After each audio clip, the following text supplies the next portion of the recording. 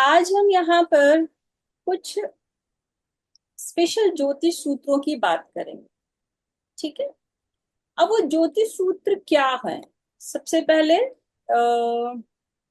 हमारी जो हमारा हॉरोस्कोप होता है, कुंडली होती है, उस कुंडली में सबसे पहले कौन सी राशि आती है? एक नंबर की राशि आती है। यानी काल पुरुष की कुंडली में सबसे पहले एक नंबर की राशि आती है। और उस एक नंबर राशि में भी सबसे पहले किसका नक्षत्र शुरू होता है? केतु का नक्षत्र शुरू होता है। ठीक है। यानी हमारी जो दशा है, दशा का चक्र भी केतु से शुरू होता है। आप लोग अपनी तरफ से म्यूट कर लीजिए। ठीक है। अभी कोई क्वेश्चन आंसर सेशन नहीं होगा, ये सिर्फ मैं कुछ बताऊंगी, उसके बाद हम क्वेश्चन आंसर रखें। तो केतु से हमारी शुरुआत हो रही है। ठीक है। और केतु को क्या बोलते हैं? कुजवत केतु। यानी मंगल की राशि में, काल पुरुष की पहली राशि मेष राशि जो मंगल की राशि है, वहां पर केतु का नक्षत्र आता है। केतु की दशा सबसे पहले, दशा चक्र में सबसे पहले किसकी दशा दिखाते हैं? केतु की दशा को हम दिखा रहे हैं। और केतु के का जो नक्षत्र का डिग्री है, वो कितनी है? 0 डिग्री से लेकर के 13 डिग्री 20 मिनट। यानी पहली राशि में 0 डिग्री से लेकर 13 डिग्री 20 मिनट तक केतु का नक्षत्र आता है। पहले नक्षत्र को क्या कहते हैं? अश्विनी नक्षत्र। ठीक है। केतु का दूसरा नक्षत्र कहाँ आता है? 5 नंबर की राशि में आता है। दूसरे नक्षत्र को क्या कहते हैं? मघा नक्षत्र। ठीक है।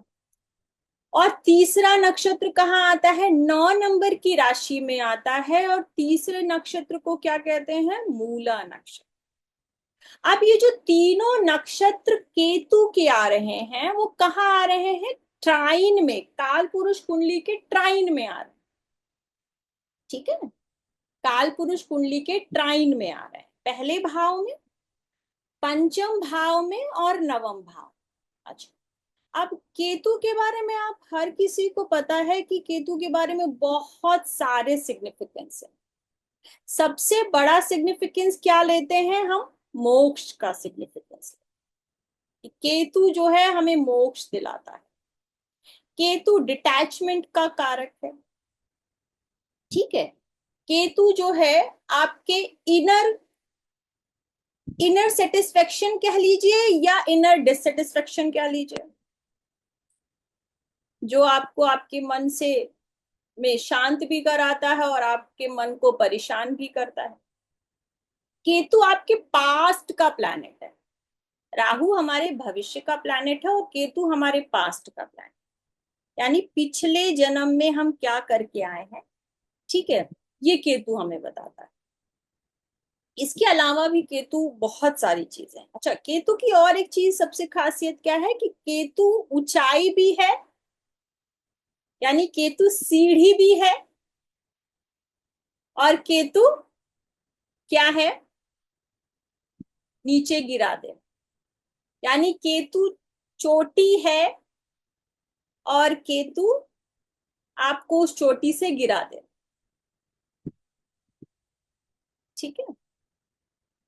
अब केतु जो सबसे ऐसा प्लैनेट है, सब कोई राहु राहु राहु राहु राहु के बारे में बात करता है कि राहु की दशा आएगी तो ऐसा हो जाएगा, राहु की दशा आएगी तो वैसा हो जाएगा।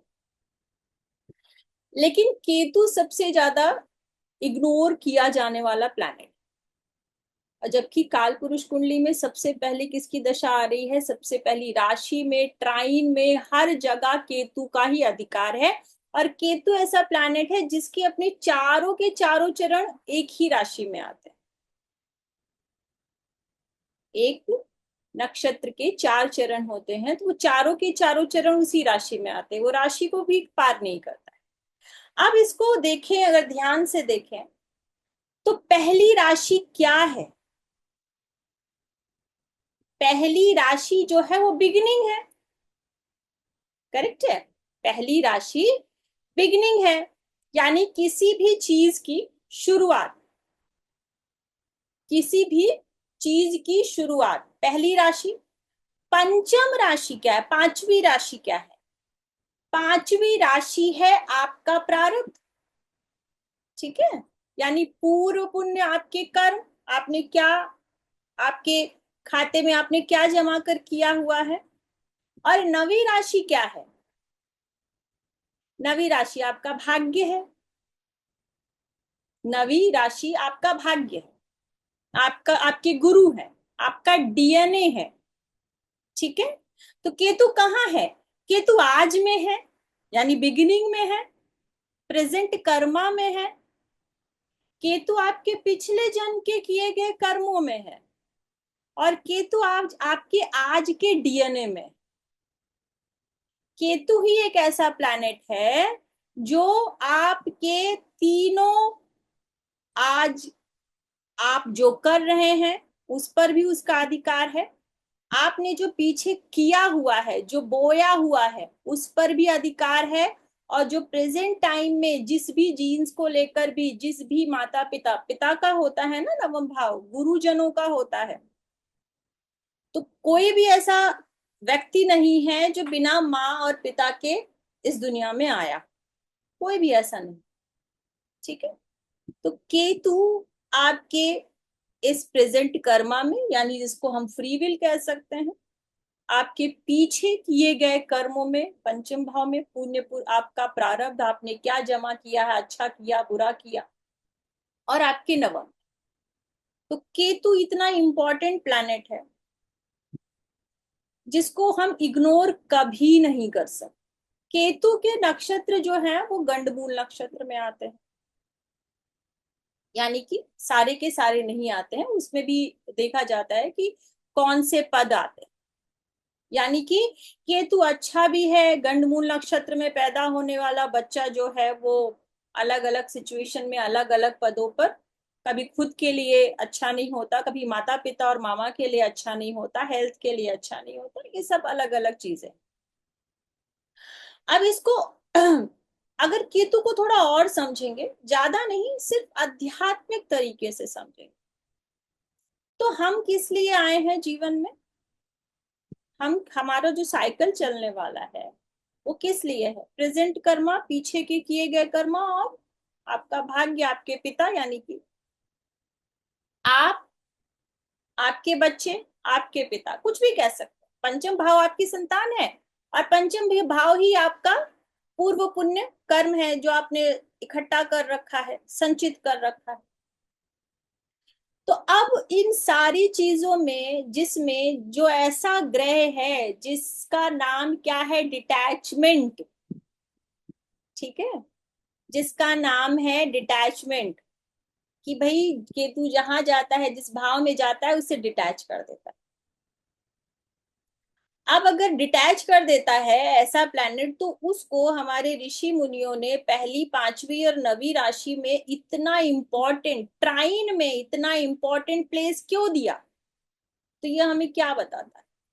आज हम केतु को सिर्फ और सिर्फ स्पिरिचुअल पर्सपेक्टिव से समझें, कोई मेटलिस्टिक पर्सपेक्टिव से नहीं समझेंगे। और ऐसा नहीं कि केतु आपको धन नहीं देता, केतु आपको ऐसा धन देता है जो राहु भी नहीं देता। क्यों, क्योंकि राहु जो आपको धन देता है, या प्रसिद्धि देता है, या फेम देता है, वो आपसे छीन लेता है, वो आपसे छीन लेता है। केतु जो है वो साउथ नोड है, साउथ क्या होता है, भारी होता है, क्या होता है, भारी होता है। और जितने भी आपने देखे हैं ना, जितने भी रिच लोग हैं, वो कौन से एरिया और जोन में रहते हैं, साउथ में रहते हैं, किसी भी शहर के, ठीक है। तो केतु जो देता है वो कोई नहीं देता, दे सकता, शनि जो देता है वो कोई नहीं दे सकता। लेकिन इनका कैसा है, केतु अगर आपके धन भाव के स्वामियों के साथ मिल जाए और उसकी स्थिति अच्छी हो ना, तो फिर ये बताता है कि आप जो पीछे छोड़ कर आए हैं, पीछे जो छोड़ कर आए हैं, जो दान देकर आए हैं, वो भर भर के आपको इस जन्म में मिलेगा, क्योंकि ये भाग्य को दिखाता है, 9 नंबर की राशि को दिखाता है। आपने जो पीछे दान कर दिया है, पिछले जन्म में जो आपने कर्म कर दिए हैं, 5वां और 9वां क्या है? ये धन, धन है ना, लक्ष्मी है, लक्ष्मी स्थान है। तो ये केतु आपको वो लक्ष्मी देगा। कौन सी लक्ष्मी देगा? आपकी इस जन्म की कमाई हुई लक्ष्मी नहीं देगा राहु की तरह। आपको ऐसे बड़े घर में, बड़ी जगह पे, पैसे वाले घर में, प्रसिद्धि वाले घर में, स्टेटस वाले घर में, सिल्वर स्पून जिसको एक्चुअल में कहते हैं, वैसी जगह पर लाकर छोड़ दे, क्योंकि हमारे पिछले जन्म के किए गए कर्म और हमारा भाग्य, और अब जो हम करने वाले हैं, हमारी बिगनिंग। तो केतु को अगर स्पिरिचुअल तरीके से समझना है तो वहां कोई भी मेटलिस्टिक अप्रोच मत रखिए, कोई अटैचमेंट मत रखिए। केतु आपके जिस भी भाव में है, जिस भी राशि में है, जिस भी ग्रह के साथ है, वो सिर्फ यही बताता है कि आप उस भाव से रिलेटेड, उस राशि से रिलेटेड और उस ग्रह से रिलेटेड अटैचमेंट मत रखिए। आप जितना उससे अटैचमेंट रखेंगे, मैं आपको उतना डिटैच कर दूंगा। अटैचमेंट कहाँ होती है? अटैचमेंट होती है जब हमारा भौतिक मानसिकता होती है, यानी कि हमारी मेटेरियलिस्टिक अप्रोच होती है, तब हमारी अटैचमेंट होती है। डिटैचमेंट कहाँ होती है? डिटैचमेंट तब होती है, भले ही, अच्छा, मेटेरियलिस्टिक अप्रोच का मतलब ये है कि सिर्फ और सिर्फ आप धन के बारे में सोच रहे हैं, लक्ष्मी के बारे में सोच रहे हैं, दान के बारे में नहीं सोच रहे। दान के बारे में आप नहीं सोच रहे, आप देने के बारे में नहीं सोच रहे। दान यानी देने के बारे में नहीं सोच रहे, छोड़ने के बारे में नहीं सोच रहे, इससे पकड़ने के बारे में सोच रहे। तो केतु जहां भी बैठेगा, उसका सिंपल सा बात है, डिटैचमेंट का मतलब है आप उसकी जो मेटलिस्टिक चीजें हैं उनसे आप डिटैच हो जाइए। मैं आपको इतना दूंगा, इतना दूंगा, जो आपने सोचा भी नहीं होगा। क्यों?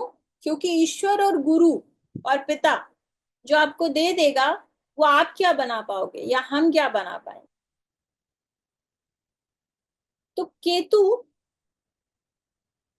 अगर लग्न में बैठा है तो क्या कह रहा है कि भाई आप अपनी बिगिनिंग से डिटैच हो जाइए? नहीं, आप अपनी बिगिनिंग से डिटैच मत हो जाइए। राशि कोई भी हो सकती है, राशि के भी सिग्निफिकेंस हम वहां डालेंगे, लेकिन लग्न में बैठा हुआ यानी जहां बिगिनिंग है, कहते हैं लग्न में बैठा हुआ केतु बहुत खराब होता है। कहाँ खराब होता है, कब खराब होता है लग्न में बैठा हुआ केतु? तब खराब होता है जब आप स्वयं से इतना ज्यादा प्रेम करने लगते हैं, स्वयं से आपको इतना अटैचमेंट हो जाता है कि जो है मैं हूं। केतु की आंखें नहीं है, एक्सप्रेशन नहीं है केतु के पास। केतु के पास धड़ है, सिर तो है नहीं, तो एक्सप्रेशन नहीं। केतु स्पाइन है, स्पाइन। और कहते हैं ना, अगर जो इंसान कुछ करने लायक नहीं है, आलसी है, ठीक है, नकारा है, तो हम क्या बोलते हैं? स्पाइनलेस हो क्या? स्पाइनलेस हो क्या? तुम्हें कुछ करना धरना नहीं है, ठीक है। तो केतु बिगिनिंग है। आपको यहाँ पर आकर के बिल्कुल सरेंडर होना है, ये नहीं दिखाना है मुझे ये आता है, ये मैं लेकर आया हूं। नहीं, लग्न में बैठा हुआ केतु आपको एक ब्लैंक पेपर की तरीके से बनाता है, ब्लैंक पेपर। अब ये जो फ्री विल की बात करते हैं ना, फ्री विल, कि हम क्या करेंगे, हम क्या कर सकते हैं? तो केतु सिचुएशंस देता है आपको आपके जीवन में। अब आपको विदाउट एक्सप्रेशन, यानी कि ये अच्छा है, ये बुरा है, ये कैसा है, नहीं, आपको जो भी लाइफ में मिल रहा है उसमें हार्ड वर्क करके, आपको अपनी स्पाइन को सीधा रख के, स्पाइन को सीधा रख के मतलब क्या है? आपको जजमेंटल नहीं होना है। अगर आपको हार्ड वर्क करना है तो क्या बोलते हैं भाई, आपके पैरों में और आपकी पीठ में ताकत होनी चाहिए ना, तभी तो आप कुछ कर पाओगे, कुछ अचीव कर पाओगे। और केतु की दृष्टियां दृष्टियां लेने की भी कोशिश मत करिएगा, सोचिएगा भी नहीं, बिकॉज वो क्या है, एक्सप्रेशन लेस है। इसलिए अगर आपसे कोई कहता है कि केतु की दृष्टियां हैं, वो बैठा है, ठीक है, राहु काम करता है, राहु की दृष्टियां काम करती हैं, लेकिन केतु की दृष्टि वगैरह लगा करके कुछ मिलने वाला नहीं। तो केतु आपको लग्न में सिर्फ इतना सिखाता है कि आपको बस लगे रहना है। अगर आप कंटिन्यू लगे रहोगे ना, और लग्नेश मजबूत है, तो मैं आपको वो दूंगा जो आप पास्ट से लेकर आए हो। ये तो क्या है, पास्ट है आपका, जो पास्ट में आप छोड़ दिया है आपने, अगर आप उसको पकड़ के रख रहे हो, आप नई चीजों को सीख रहे हो विदाउट एनी एक्सप्रेशन। एक्सप्रेशन का मतलब ये सही है, ये गलत है, ये तो मुझे पता है, नहीं, आपको जो ज्ञान दिया जा रहा है आप उसे आत्मसात करिए और पूरी नियम संयम के साथ उस पर काम करिए, कि तो आपको सब कुछ देगा। वो नेम फेम देगा कि आपने सोचा भी नहीं होगा। डिटैचमेंट का मतलब सिर्फ इतना है कि आप सेल्फ लव से डिटैच हो जाइए। मैं, मुझे आता है, मुझे जानकारी है, मैं जानता हूं, ये जो मैं है इसको खत्म कर दीजिए, इस एक्सप्रेशन को खत्म कर दीजिए। लग्न में बैठा हुआ केतु सिर्फ यही बताता है कि आपको सेल्फ डिटैच होना है, मैं से हटना है, और एक सीधी सी पीठ करके अपने स्पाइन को सीधा करके लगातार बैठकर साधना में, साधना का मतलब सिर्फ ये नहीं है कि आप बैठ के मंत्र करने लगे, नहीं, साधना का मतलब है ये जो बॉडी आपको मिली है और इस बॉडी से जो भी आप क्रिया करने वाले हैं, उस साधना में लग जाइए, मैं आपको सब कुछ दे, उस साधना में लग जाइए, मैं आपको सब कुछ दे दूंगा। और आप जिसके भी लग्न में केतु होगा उसके चार्ट को उठाकर देखिए, अगर वो केतु अच्छा है, वो व्यक्ति कभी भी बेंड होकर नहीं बैठे, देख लीजिएगा आप, एक्सप्रेशन लेस रहेगा। जब वो कोई चीज सीख रहा होगा, एक्सप्रेशन लेस होगा, चीजों को आत्मसात कर रहा होगा, आपको अपने आप पता चल जाएगा कि इसका केतु सही काम कर रहा है या इसका केतु खराब काम कर रहा है। फिर आपके अंदर से वो हुनर निकाल के लेकर आएगा जिसको आपने पीछे ना जाने कितने जन्मों से इकट्ठा करके रखा था। अब अगर हम अमिताभ जी के केतु की बात करते हैं, तो उनके लग्न में केतु है, वो अलग बात है कि शनि की दृष्टि है। जब तक उन्होंने अपने आप को डिसिप्लिन नहीं किया, सेल्फ डिसिप्लिन में नहीं आए, without any expression, he is an actor. अभी बोलेंगे अभी आप एक्सप्रेशन की बात कर रही हैं, एक्सप्रेशन का मतलब वो नहीं, हर चीज पे टिप्पणी करना, हर चीज में बीच में आ जाना, मतलब आपको साइलेंटली आपके जो भी मेंटोर हैं उनको फॉलो करना,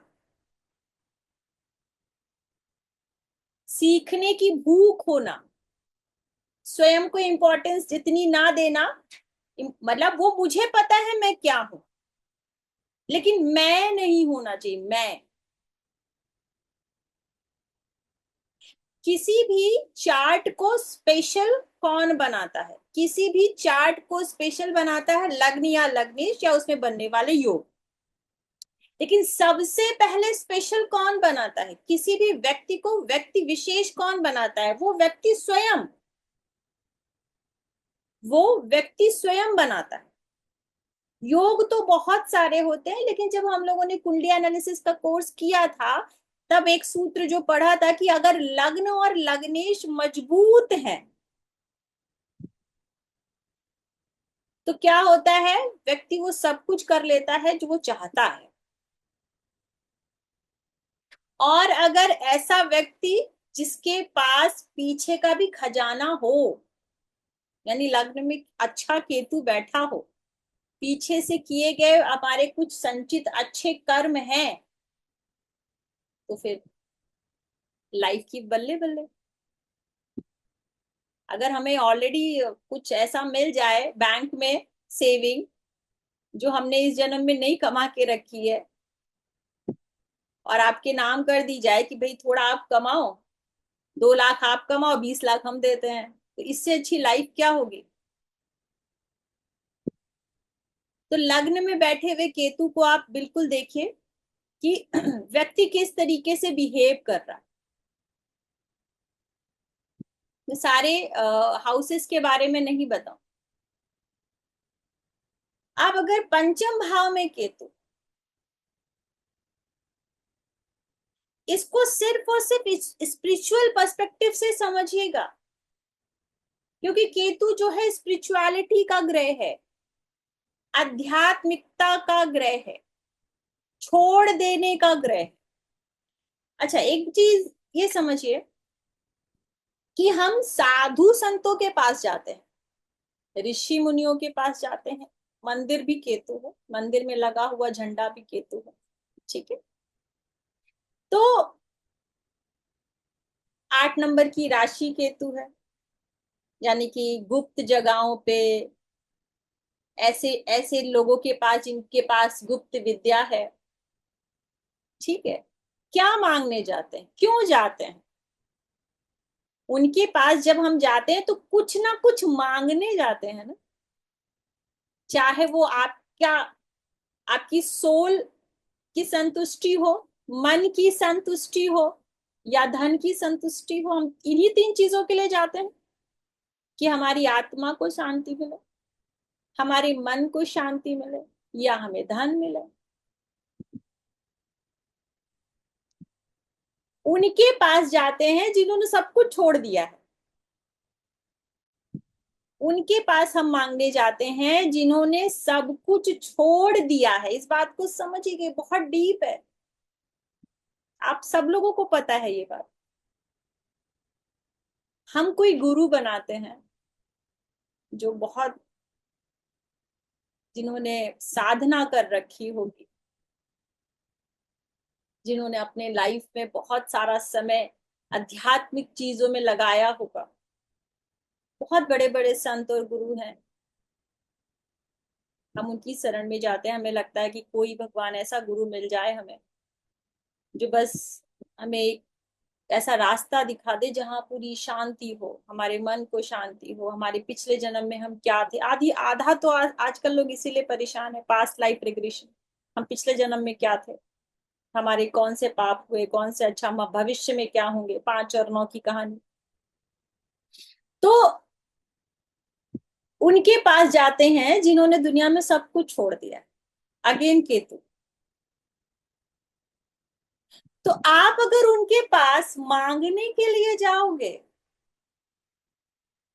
आप अगर उनके पास मांगने के लिए जाओगे जिनके पास स्वयं कुछ नहीं है, आपको क्या मिलेगा? आपको क्या मिलेगा? आपको कुछ नहीं मिलेगा, कुछ नहीं मिलेगा। अगर आप उनके पास इस भाव से जाओ कि मैं सब कुछ छोड़कर आया हूं, मैं सब कुछ छोड़कर आया हूं, जो भी मेरा सांसारिक मोह है वो छोड़कर आया हूं, तो आपको वो मिल जाएगा। आपको वो मिल जाएगा जिस चाह में आप वहां गए हो, चाहे वो धन ही क्यों ना हो। फिर वो धन ही क्यों ना हो। और अच्छा, ऐसा नहीं है कि जब आप गुरुओं के पास जाते हो, आप में से कई लोगों के गुरु होंगे, और आप उनसे कुछ मांगते हैं कि इस समय हमारी सिचुएशन सही नहीं है, हमारी फैक्ट्री सही नहीं चल रही है, कि तू पुत्र संतान है, हमारे पास पुत्र संतान नहीं हो रहा है, बहुत सारी चीजें, हमारा मैरिज में सेपरेशन हो रहा है, फला फला, हर किसी की अपनी प्रॉब्लम्स है, हमें ऊंचाइयां नहीं मिल रही हैं, हमें प्रमोशन नहीं मिल रहा है। वो दे भी देते हैं, मतलब दे देते हैं, मतलब अपनी कृपा कर देते हैं। उनके पास वो सब कुछ देने का अधिकार है, वो सब कुछ उन्होंने अपने वश में कर लिया है, जो केतु से डोमिनेट हो रहे हैं, जो केतु से चल रहे हैं, वो आपको वो सब कुछ दे सकते हैं।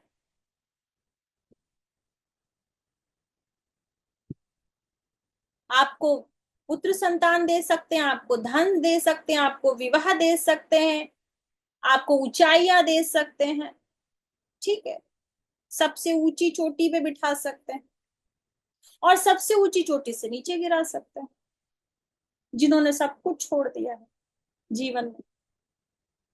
तो अगर हम सब कुछ छोड़कर उनके पास जाते हैं, जिस मोक्ष की हम बात करते हैं कि केतु 12वें घर में बैठा है तो मोक्ष नहीं, मैं आपको उसकी भी कॉम्बिनेशन अभी बताती हूँ। तो मोक्ष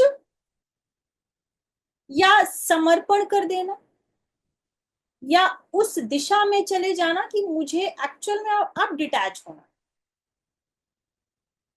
अब उस साधना में बैठना है। जब हम योग साधना करने बैठते हैं तो हमें सबसे पहले क्या सलाह दी जाती है, भले ही आप कोई मंत्र करिए, कोई जाप करिए, आप अपनी रीढ़ की हड्डी को सीधा कर लीजिए, ठीक है, आप आराम से बैठ जाइए, किसी भी आसन में बैठिए, वो अलग बात है, लेकिन आप अपनी रीढ़ की हड्डी को सीधा करके बैठ, एक्सप्रेशन लेस बैठ, और साधना में चले जाइए। ये बहुत सिंपल तरीका है, बाकी तो बहुत सारे तरीके हैं।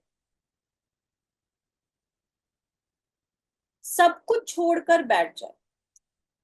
तो अगर पंचम में आ जाता है, क्या कहता है,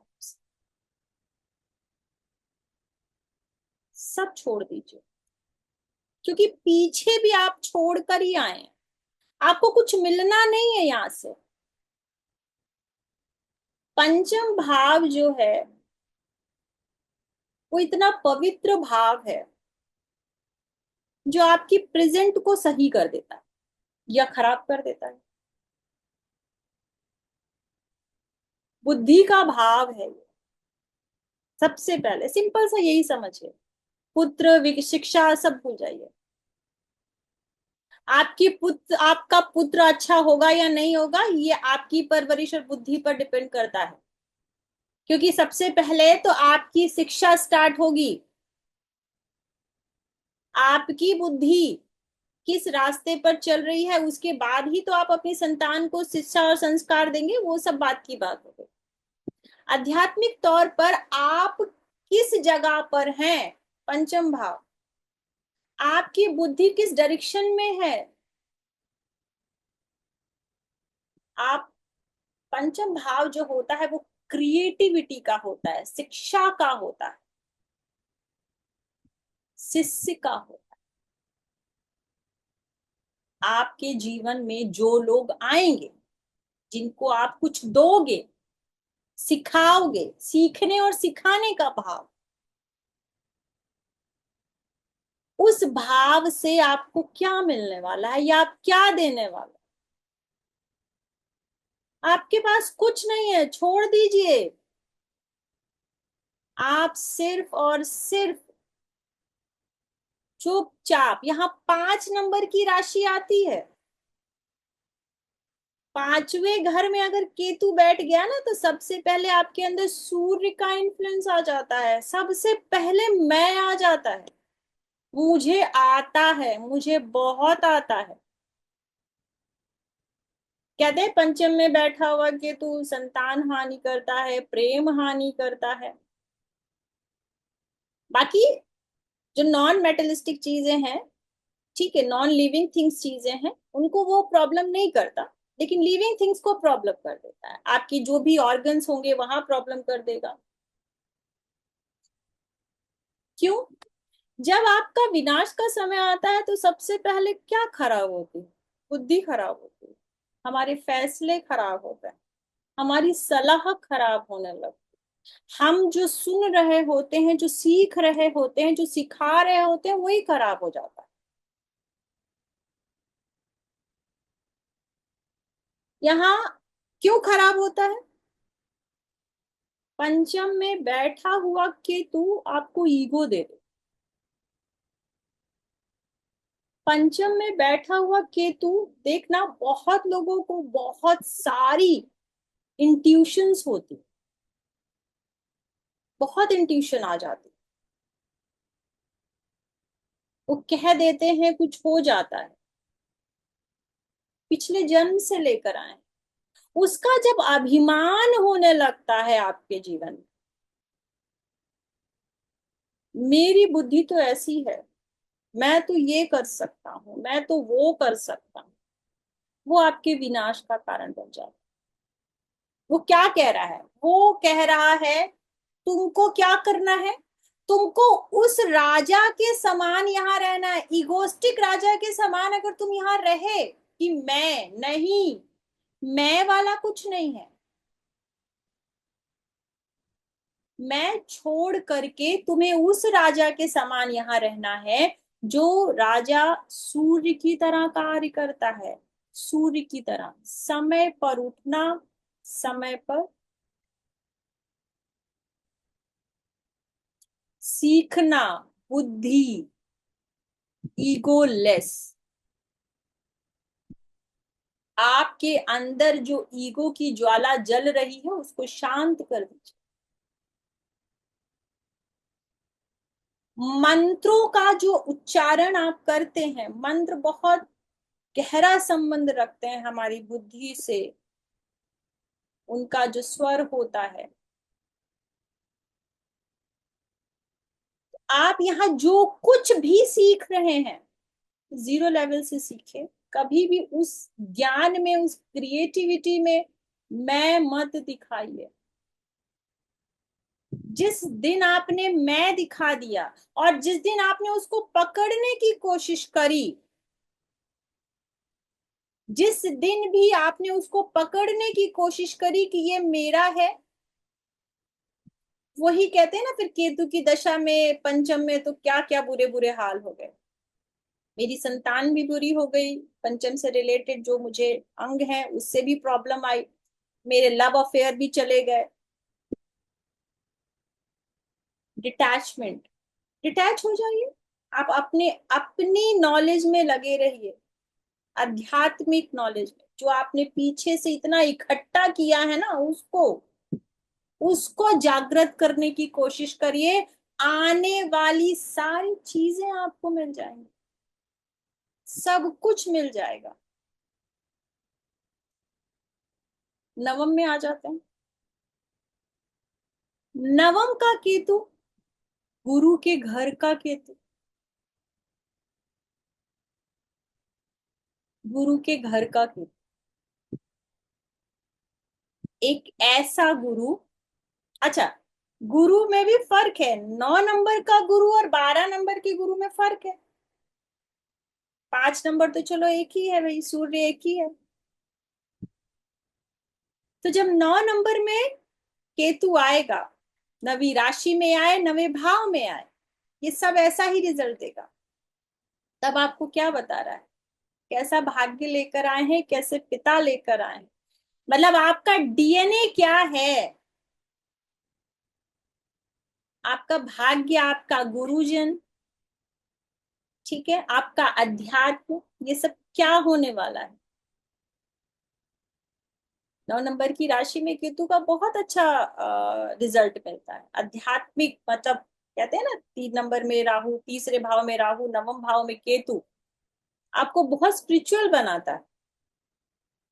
लेकिन अगर इसी स्पिरिचुअलिटी में शो ऑफ हो जाए, क्योंकि 9 नंबर राशि क्या है, धन की भी राशि है, ठीक है, शो ऑफ हो जाए, आप ऐसे गुरु बन जाएं, ऐसा ज्ञान देने वाले बन जाएं, या ऐसा ज्ञान लेने वाले बन जाएं, जहां आपको धन की लालसा हो, बड़े बनने की लालसा हो, पिता बनने की लालसा हो, गुरु बनने की लालसा हो, तो फिर ये प्रॉब्लम क्रिएट कर दे। फिर कहते हैं ना नवम में अगर राहु हो तो खराब रिजल्ट देगा, नहीं, ये नवम में केतु भी खराब रिजल्ट दे सकता है आपको।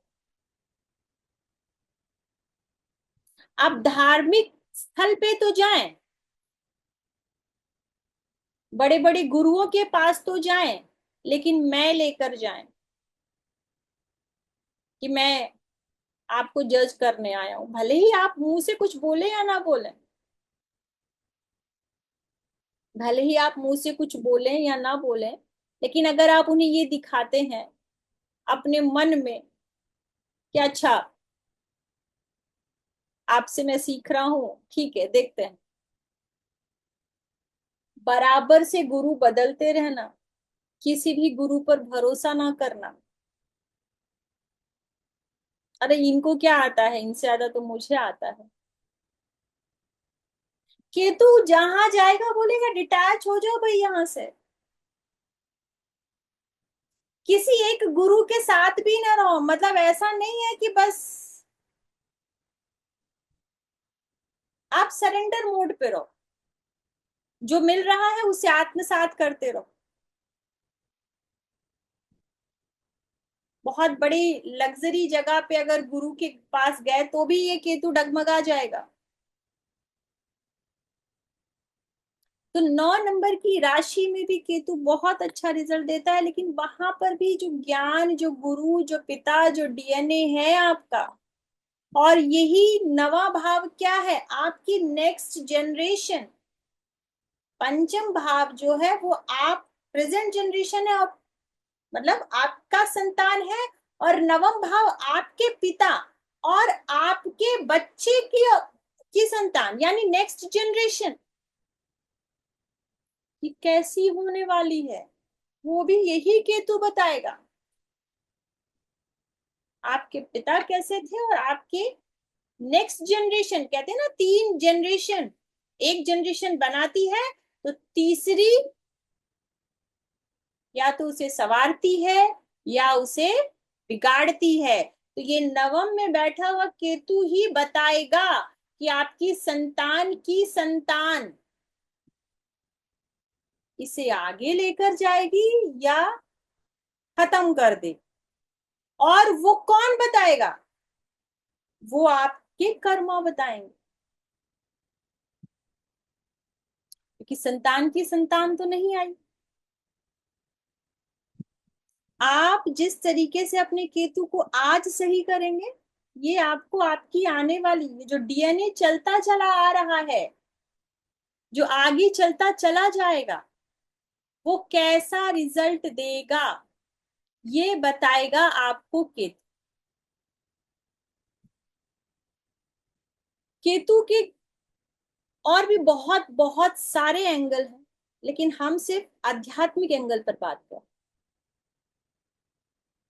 केतु चंद्रमा के साथ हो तो कहते हैं कि डिटैच हो जाता है, व्यक्ति मानसिक तरीके से परेशान रहता है। चंद्रमा के साथ हो या चंद्रमा केतु के नक्षत्र में हो,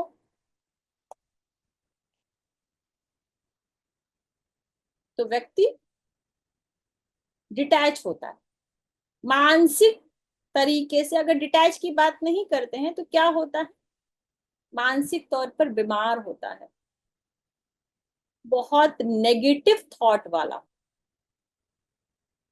हर चीज के खो जाने का डर होता है उसको, कहीं ये ऐसा तो नहीं हो जाएगा, कहीं वैसा तो नहीं हो जाएगा। सबसे पहला लक्षण आता है छूट जाना, किसी चीज का छूट जाना। अगेन कि तू क्या बोल रहा है, तुम छोड़ दो ये सोचना कि कोई चीज मुझसे छूट जाएगी। इसके और भी 50 प्रिडिक्शन हो जाएंगे। चंद्रमा आपकी माँ है, आपकी माता होती हैं, आपकी माता धार्मिक होंगी, आपकी माता बीमार होंगी, आपकी माता मानसिक तौर से, ये सब नहीं। ये आपके लिए है, पहले आप देखो। ये क्या कहता है? ये कहता है कि भाई तुम डरना छोड़ दो, तुम सोचना छोड़ दो। तुम सोचना छोड़ दोगे, नेगेटिव सोचना छोड़ दोगे, मैं नेगेटिव करना छोड़ दूंगी। Ketu is what? Ketu is intuition. जैसा इंट्यूशन लाओगे, जैसा मैनिफेस्टेशन करोगे, मैं वैसा देता चला जाऊंगा। कहते हैं चतुर्थ में अगर केतु बैठा हो तो घर त्याग देना चाहिए, या घर अच्छा नहीं होता, घर की इच्छाएं पूरी नहीं होती। सप्तम में होता है तो विवाह पूरा नहीं होता है। दसम में होता है तो व्यक्ति नौकरी नहीं करता। नहीं, ऐसा कुछ भी नहीं है। आप 1000 चार्ट देख लीजिए जहां दसम में बैठा हुआ केतु व्यक्ति की अच्छी नौकरी दे रहा है, चतुर्थ में बैठा हुआ केतु अच्छा घर दे रहा है, सप्तम में बैठा हुआ केतु अच्छा लाइफ पार्टनर दे रहा है। ये क्या बताता है? ये बताता है कि भाई अगर जिनकी भी चार्ट में जिस भी भाव में केतु बैठा है, बस वो व्यक्ति उस भाव से जुड़ा हुआ जो भी कर्म है वो निस्वार्थ तौर से करता चला जा रहा है। 110% देकर करता चला जा रहा है। ये इस चीज के लिए मैं पैदा हुआ हूं या पैदा हुई हूं, मेरा जन्म इसी काम के लिए हुआ है, और इसको मैं इस हिसाब से करूंगा, इस हिसाब से करूंगा। जैसे मान लो यहां से मेरी सोल कनेक्ट, मेरे कर्मा कनेक्ट। चतुर्थ में केतु है, आप अपनी माता के लिए निस्वार्थ करिए, निस्वार्थ, निस्वार्थ, बिना बदले में लिए सोचे हुए कि मैं मेरी माँ के लिए ऐसा कर रहा हूं या कर रही हूं तो रिटर्न में मुझे ये मिलेगा। कि नहीं, ये नहीं कह रहा। आप चतुर्थ भाव सुख है, आप किसी को जीवन में सुख दीजिए बिना बदले में ये सोचे हुए मुझे सुख मिलेगा। सप्तम भाव जो है वो क्या है? पद है, लोग है, जनता है। पार्टनर तो है ही है, आपका स्पाउस तो है ही है। ये केतु जब सप्तम में आ जाएगा तो ये आपसे क्या कह रहा है? ये आपसे ये कह रहा है कि ये जो व्यक्ति आपके जीवन में आया है, इसका कनेक्शन है आपकी पास्ट लाइफ से। या तो वो दोनों मिलके भगवान का नाम जप रहे होंगे, या तो फिर क्या हो रहा होगा, वो दोनों एक दूसरे को गाली दे रहे हैं, और वो ये कोस रहे होंगे कि हम कहाँ एक दूसरे से मिल गए, हमें मुक्ति दो। Ketu is what? मुक्ति। और जिसके भी सप्तम में केतु है, आप ये बात नोट कर लीजिए, अंडरलाइन से लिख लीजिए। ये सब प्रिडिक्शन में बहुत स्ट्रांग काम आता है जिसे हम बिल्कुल इग्नोर कर देते हैं। सप्तम में केतु है, और वो केतु किसी भी शुभ ग्रह से इन्फ्लुएंस्ड है, सप्तमेश के साथ है, लग्नेश के साथ है, पंचमेश नवमेश की दृष्टि में है, युति में है। तो वो ये क्या बता रहा है? वो ये बता रहा है कि भाई आपका जीवन बहुत अच्छा बीतने वाला है। वो कहते हैं ना, भगवान 7 जन्मों तक मुझे यही पार्टनर मिले, तो वो यही है, वो 7 जन्म वाला पार्टनर। और अगर उसमें मैलेफिक इन्फ्लुएंस है, सप्तम में केतु है, मैलेफिक इन्फ्लुएंस है, सप्तमेश पीड़ित है, तो भी यही 7 जन्मों वाला पार्टनर है ये, जो आपको ये बता रहा है कि भाई जैसे आपने बीज बोए हैं, केतु क्या है, जड़ है ना,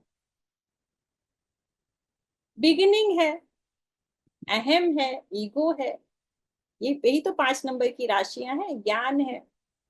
तो जो आप बो कर आए हो, वो आपको काटना है इस जन्म में। कहते हैं केतु की दशा में विवाह नहीं करना चाहिए, केतु की दशा में विवाह जिसका होता है नहीं करना चाहिए या हो जाएगा, ये तो सब डेस्टाइन है ना।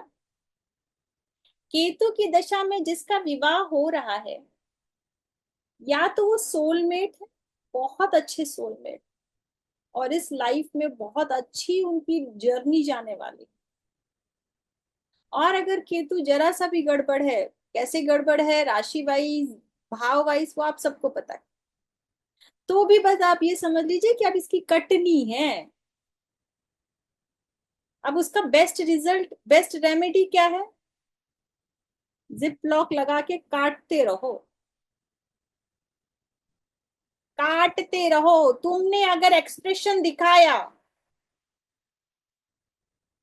एक्सप्रेशन लेस है ना, एक्सप्रेशन दिखाया, ये है हमारा एक्सप्रेशन। क्या होता है, हमारी वाणी क्या होती है, सबसे पहले तो यहीं से शुरू होता है, मार मार जूता लात तो बाद में आता है। तुमने अगर भाव दिखाए, तो मैं बैठा हूं भाव दिखाने के लिए, क्योंकि अब तुमको वही मिला है जो तुम पीछे बो कर आए हो प्रभु। दशम में केतु है, व्यक्ति बार बार बार बार काम बदलता रहता है। हाँ, बदलता रहता है, कई लोग बेचारे घर में भी बैठे रहते हैं।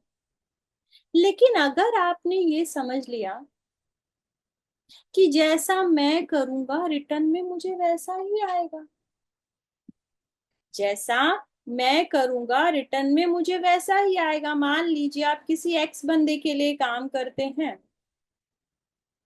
किसी कंपनी के लिए काम करते हैं, लेकिन आपका ऑफिस आवर है 8, उसमें से आप सोच रहे हैं यार मैं 4-5 घंटे काम कर लूं, थोड़ा सा मौज मस्ती कर लूं, थोड़ा सा बाहर चला जाऊं, सिगरेट पी आऊं, कॉफी पी आऊं, तो फिर ये आपको ऐसी किक मारेगा ना कि आप महीनों महीनों सालों सालों बिना काम के घर पे बैठो, और काम चेंज करते रहोगे, चेंज करते रहोगे, चेंज कर। लेकिन अगर आपने ये सोचा है कि ये मेरा कर्म है, मुझे ये करना है, इसी के लिए दशम भाव में मुझे केतु मिला, ईमानदारी से करना है, इससे मैं भाग नहीं सकता, इससे मैं भाग नहीं सकता। मैं जो बोऊंगा, मैं जो करूंगा, रिटर्न में मुझे वही आएगा। दशम भाव आपके प्रोफेशन का भाव नहीं होता है, प्रोफेशन का भाव नहीं होता है, दशम भाव आपके संपूर्ण कर्मों का भाव होता है,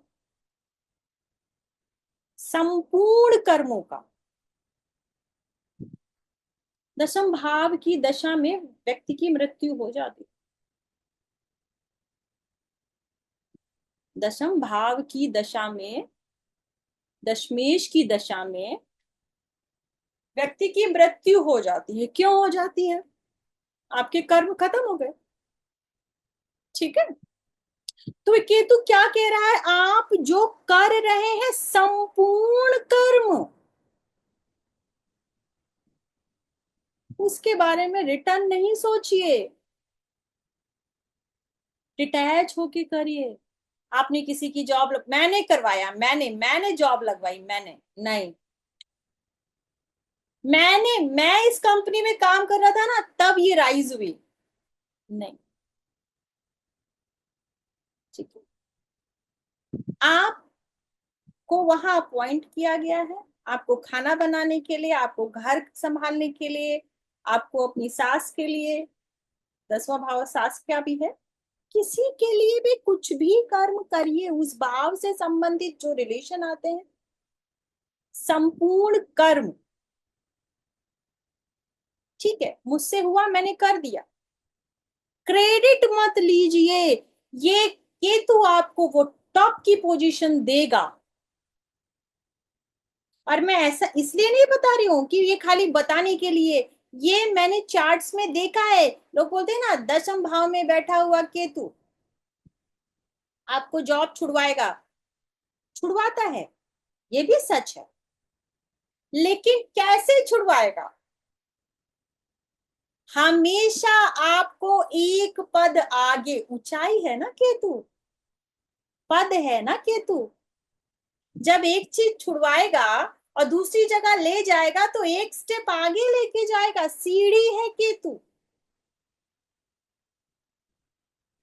व्यक्ति अगर काम छोड़ रहा है तो क्या आगे जा रहा है, और काम छोड़ रहा है तो क्या नीचे आ रहा है?